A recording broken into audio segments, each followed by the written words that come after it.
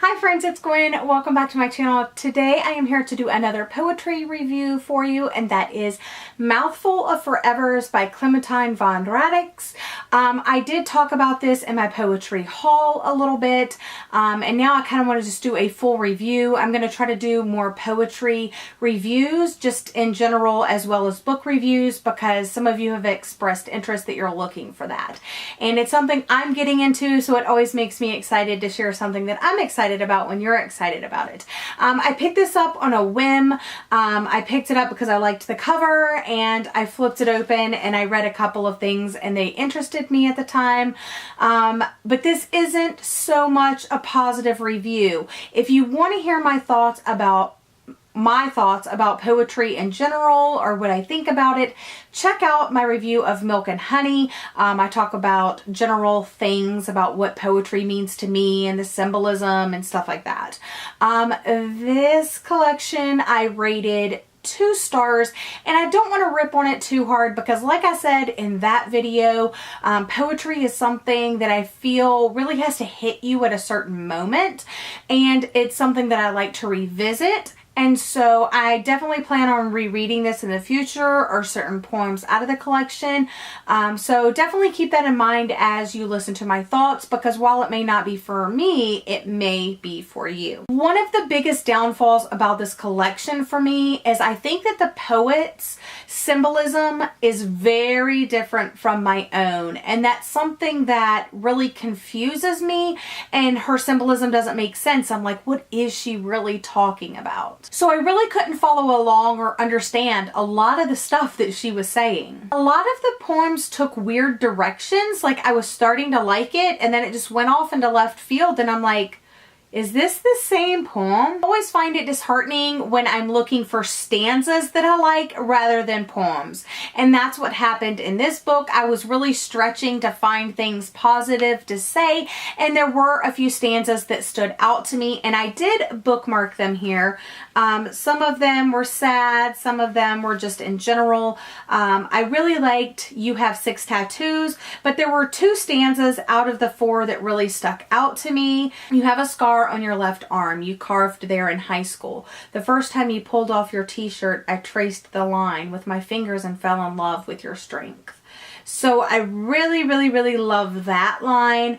I also like, from the same poem, you're a hero for living from that moment to this one. You never need to apologize for how you choose to survive.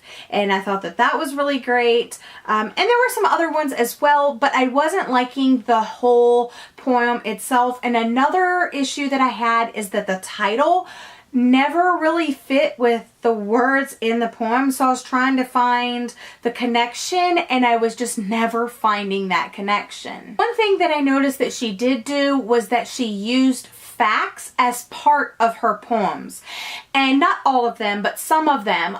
There was one, it's called The Story Behind Lobsters, and there's only 4 stanzas, but 2 of the stanzas are facts, and then the 3rd and the 4th is, like, I guess, a branching off point from that.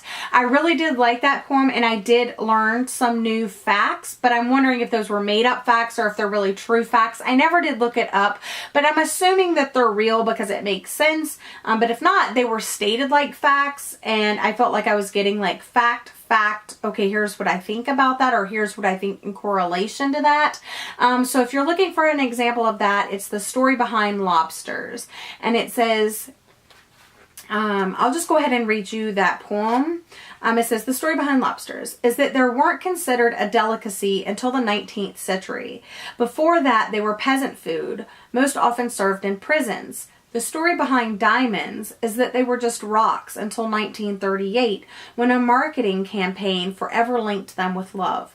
The story behind art is that it is never a masterpiece until it has been bought and hung on the wall in someone else's home. The story behind us is until I lost you, I had no idea what you were worth.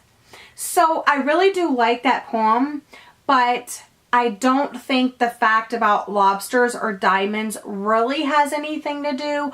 I think it's that last stanza that really like punches you in the gut. And I think we've all felt that. You don't know how good something is until it's gone. So yeah, just overall, I was just kind of like, she's just stating facts and then telling us the way she feels.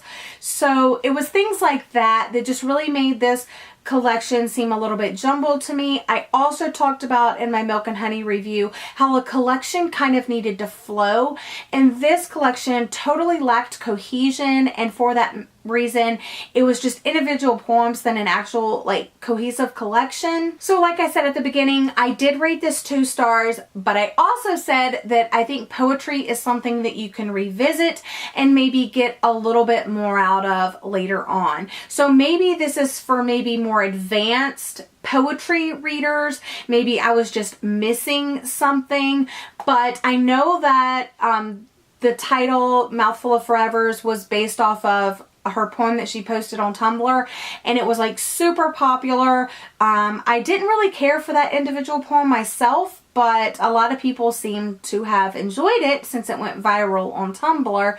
But check it out if you're looking for something different, if you're looking for some kind of factual poetry, if you're really interested in having a physical copy of the Mouthful of Forever's poem, check it out. But again, like I said, 2 stars for me this go around. But that's all I have for you today. I hope you've enjoyed this short and sweet review, and I'll see you again in my next one. Bye!